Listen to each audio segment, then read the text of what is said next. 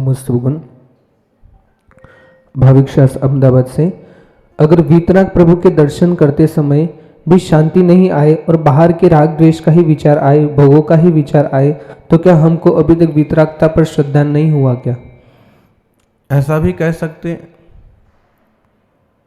लेकिन कई बार श्रद्धा हो जाने के बाद अगर भीतर में तूफान हो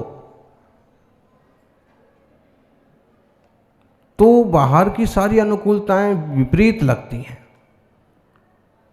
खुद के भीतर आग जल रही हो तो ऐसे लगता है जैसे भगवान भी पसंद नहीं आते हैं, गुरु भी विद्रोही लगते हैं, विपरीत लगते हैं।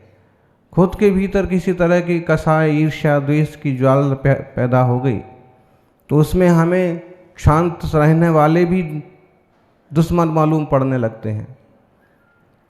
अपेक्षाएं, आकांक्षाएं पूरी नहीं होती हैं तो बहुत खतरनाक परिणाम हो जाते हैं। यहाँ तक कि मूर्ति की श्रद्धा और पूजा करने वाला, उनकी पूजा करने वाला व्यक्ति अपमान तक करने लगता है। उन्हीं की पूजा करता है, उन्हीं को गालियां देगा, उन्हीं को चिल्लाएगा जब अपेक्षाएं, आकांक्षाएं पूरी नहीं होती हैं। किसी बनावट तरीके से परिणामों को ठेस लगती है। आचार्य महाराज सुनाते थे, गुरुदेव सन्मति सागर जी, कि अयोध्या में बड़ी मूर्ति पर एक ऐसा पुजारी पूजा करता था, खूब पूजा करता था, लेकिन कर्म के उदय सबके होते हैं। पहले ही उस पर कर्ज था, पूजा करने के बाद, अभिषेक करने के बाद भी उसका कर्ज वगैरह कम नहीं हुआ और रोज प्रार्थना करता, रोज आग्रह करता, रोज भक्तमर पड़ता, लेकिन फायदा नहीं हुआ। एक दिन गुस्से में आकर के कि तुम्हारी पूजा करने से क्या फायदा, मुझे क्या मिलता है, उसने मूर्ति को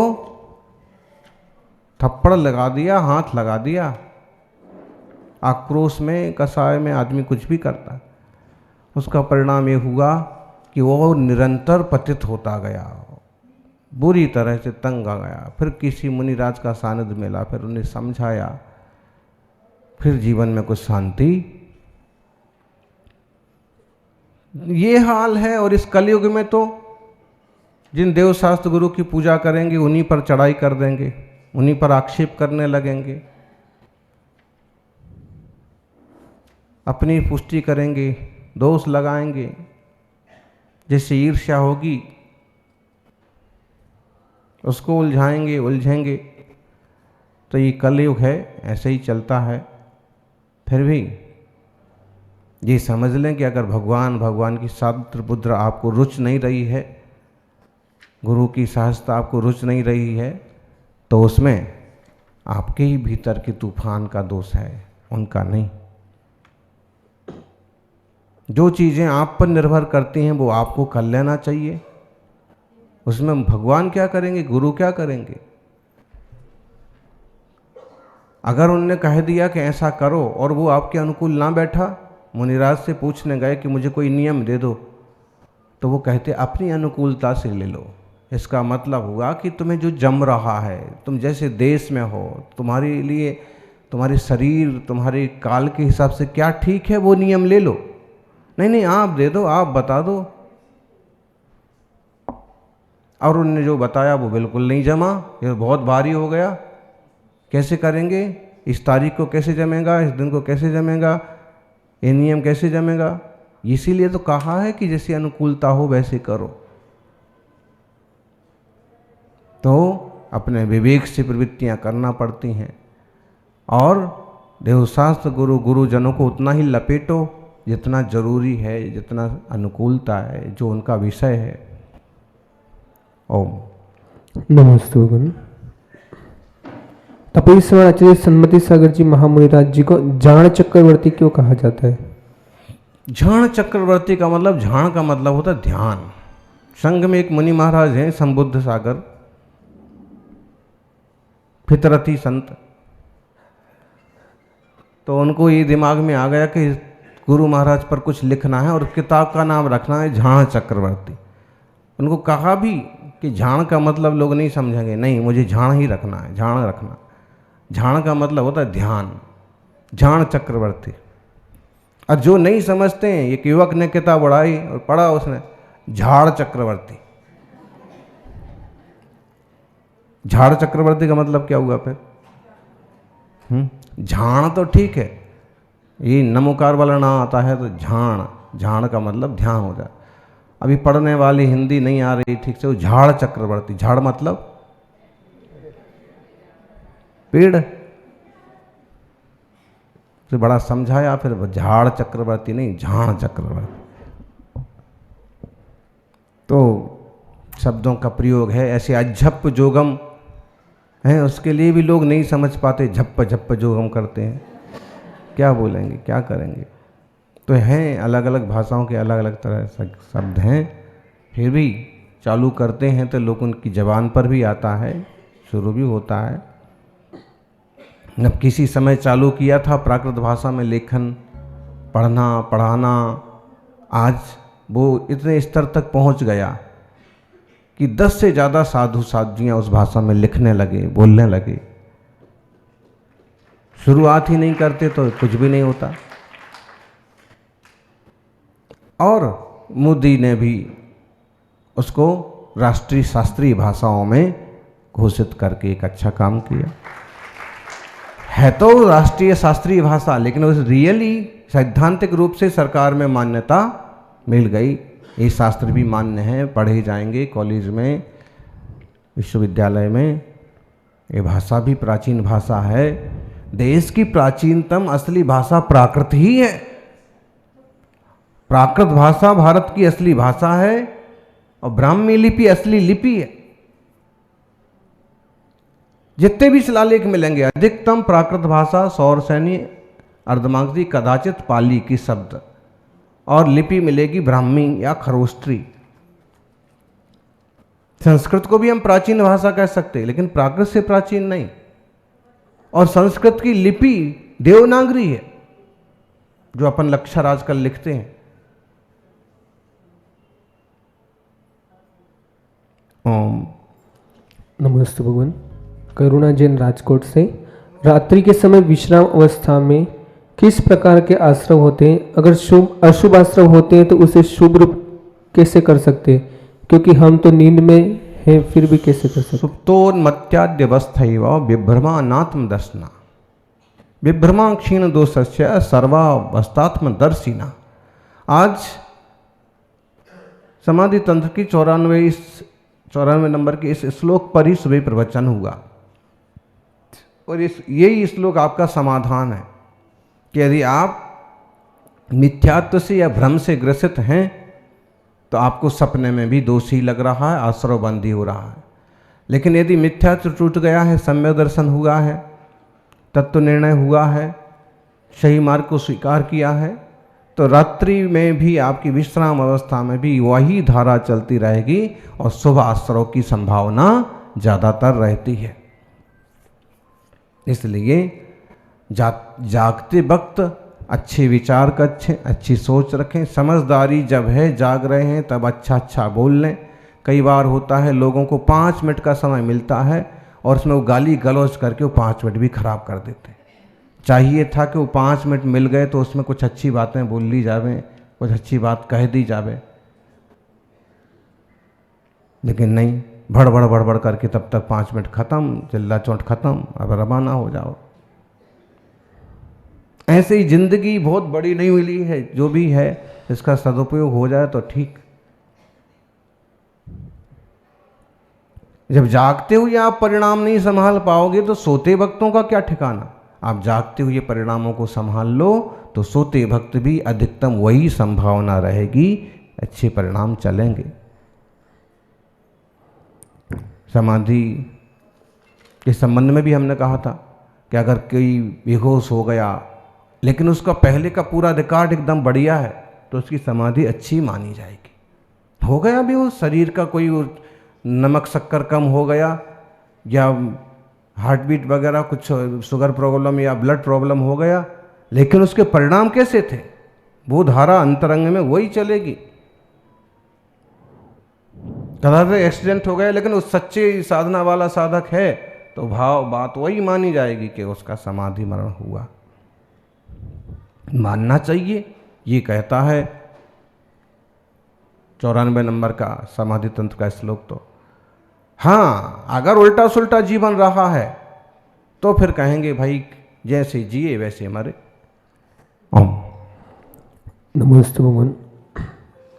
राजेंद्र जी मेरठ से, क्या समाधि भावना भाने मात्र से हमारी समाधि हो सकती है, या फिर जैसा भगवान के ज्ञान में झलक रहा होगा उसी तरीके से मृत्यु होगी? क्या किसी जीव की मृत्यु किस प्रकार, किस स्थान पर और किस समय होगी, यह निश्चित है? इससे हमारे पुरुषार्थ का क्या महत्व है? नमस्ते। आपका पुरुषार्थ यही है कि जिनवाणी की श्रद्धा करो। सर्वज्ञ के ज्ञान में जो कुछ झलक रहा है होना वैसा ही है, लेकिन क्या झलक रहा है ये तुमको नहीं पता है। इसलिए जिनवाणी में जो कुछ कहा है तुम्हारे लिए कि समाधि मरण करना, त्याग करना, व्रत ले लेना, तो आप तो वो काम कर लो जो जिनवाणी में लिखा है। और श्रद्धा भी पक्की यही रखो कि सर्वज्ञ सर्वज्ञ हैं। ज्ञान में जो झलक रहा है, जैसी होनहार है वही झलक रहा है और वैसा ही होना है। और उसी में ये सब क्रम भी जुड़ा हुआ है कि मैं व्रती बनूंगा, मैं तपस्या करूंगा, मैं त्याग करूंगा, मैं समाधि करूंगा और समाधि होएगी। यही पुरुषार्थ है कि जिनवाणी की श्रद्धा करें, सर्वज्ञ तक शक्ति की श्रद्धा करें। सर्वज्ञ की श्रद्धा के बाद उनने जो जिनवाणी में कहा उस हिसाब से आप व्यवहार चारित्र साधें, सम्यक तो साधें, तो सारी सिद्धियां हो जाएंगी। भावना भावनासनी, भावना भाव फासनी। भावना भाते हैं तो भावनाओं भाने से उपलब्धियां होती भी हैं। ओम। और किसी का प्रश्न हो एक लाइन में जल्दी से।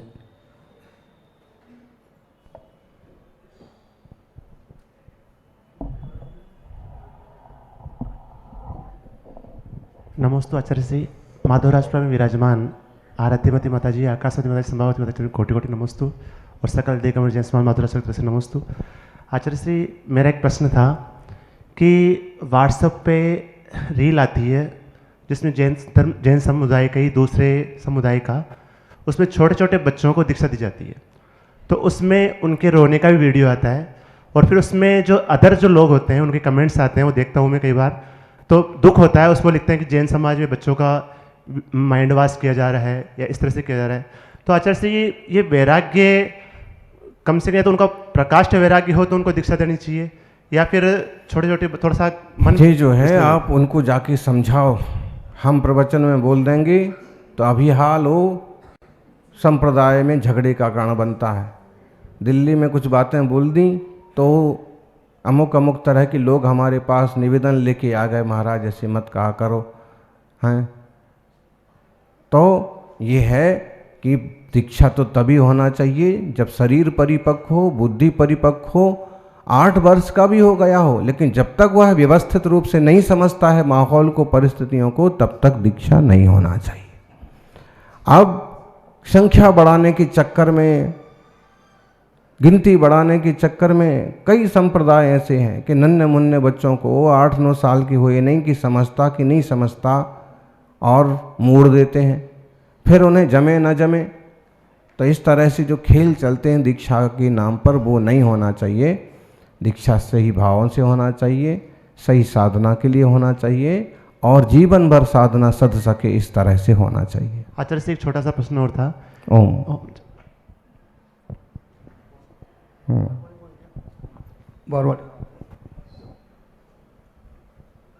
नमोस्तु गुरुदेव। गुरुदेव, हम जॉब भी करते हैं, मंदिर भी जाने की कोशिश करते हैं, आहार दान भी करने की कोशिश करते हैं, सारी चीज़ें करने की कोशिश करते हैं, पर कभी कभार कोई चीज़ छूट जाती है। तो किस समय किस चीज़ को ज़्यादा महत्व देना चाहिए? देव दर्शन, आहार, विहार, किस चीज़ को?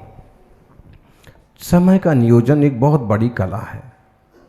आजकल समय का प्रबंधन को भी बहुत महत्व दिया जा रहा है। अब आप अपने समय का नियोजन करिए। अगर आप जॉब में हैं, ऑफिस के काम से जा रहे हैं और आपका ऑफिस 10 से 4-5 बजे का है, तो आप इतनी कोशिश करें कम से कम एक भगवान जिनेश्वर का दर्शन हो जाए। और एक अवसर है, अच्छा लगता है, अनुकूल लोग हैं तो अभिषेक कर लें, और भी है थोड़ा सा समय तो एक पूजा कर लें। अब आहार नहीं दे पाएंगे तो जैसे संडे सैटरडे का टाइम चेंज होता है या छुट्टी रहती है तो उस दिन सिर्फ स्पेशल इसके लिए रख लें कि अभिषेक और पूजा कर पाएँ तो ठीक है, दर्शन तो करें ही और आहार ज़रूर दें। फिर किसी दिन ऐसा हुआ कि विशिष्ट प्रवचन है, विशेष कार्यक्रम है, अगर आपके उसमें से एडजस्ट होता है तो वो कार्यक्रम का आधा या पूरा टाइम सेट करें, और नहीं हो पाता है तो उसे बाद में वीडियो वगैरह से देख लें। छुट्टी है तो उस कार्यक्रम को महत्ता दें, लेकिन एक किसी भी ढंग से जिन धर्म जिन वाणी से जुड़े रहें। तुम सारा कुछ करने जाओगे तो वहाँ जॉब में, व्यापार में समस्या खड़ी हो जाएगी, और बॉस वगैरह जो जिम्मेदार लोग हैं वो टंट कसेंगे, व्यंग कसेंगे, परेशान कर देंगे। तो अब अपनी भावनाओं को भी सुरक्षित रखना है तो ऐसा करें कि चाहे सुबह 5 से 10 के बीच का कोई आधा घंटा हो, 15 मिनट हो, और चाहे रात को 6 से 10 के बीच का कोई आधा घंटा हो, अपना समय निकालें। और कहीं ना कहीं ये रूप में जनवाणी से, गुरुदेव से कुछ ना जमा तो रात को 9 बजे थोड़ी सी भैया वृत्ति के निमित्त से उपस्थित होगा। वो टाइम नहीं जमा तो जब कभी भी हल्का सा जिन धर्म से जुड़े रहने में ही प्रत्येक जीव की भलाई है। ऐसे समय का नियोजन करके बस ये भी ध्यान रखें बैलेंस ना बिगड़ जाए कि तुम इसी में, अब कई लोग हैं जो इसमें ही लीन हो गए, 4 महीने से दुकान का मुंह नहीं देखा, तो उनने अपने बैलेंस को इस ढंग से बनाया है कि वो कहीं ना कहीं एडजस्ट कर लेंगे, या कमाई नहीं होगी तो भी उनको कोई डांटने पीटने वाला नहीं है। लेकिन जिनका एक ही काम है, परिवार का ही वही सहारा है, तो उनको चाहिए कि वे समय का नियोजन करके ही भक्ति, पूजा, सेवा, आहार दान का लाभ लें। आपकी आजीविका खतरे में पड़ जाए ऐसा भी नहीं करना, क्योंकि परिवार भी एक बड़ी जिम्मेदारी है और धर्म भी बहुत ज़रूरी है, क्योंकि इसके बिना भव पार नहीं होना। तो परिस्थितियों बस जितना बने उतना ज़रूर करिए। कभी ज़िंदगी में वो भी मौका आएगा कि इतने सक्षम हो जाएंगे कि सब चीज़ कर पाएंगे। ओम। गुरुदेव, इसी से जुड़ता हुआ प्रश्न है कि अगर किसी का एक पूजन का नियम है तो क्या आहार में जो पूजन की जाती है वो ही मान लो, मान सकते हैं? हाँ, लेकिन ये पंडित जी से मत पूछने जाना फिर। हाँ, वही कर ली है, यहाँ पूजा हो गई, संतोष कर लिया, क्योंकि छल थोड़ी कर रहा वो कि बड़ी तो करना है लेकिन छोटे में निपटा रहा। उसके परिस्थिति ऐसी है कि इसमें संतुष्टि होने की कोशिश कर रहा है। ओम।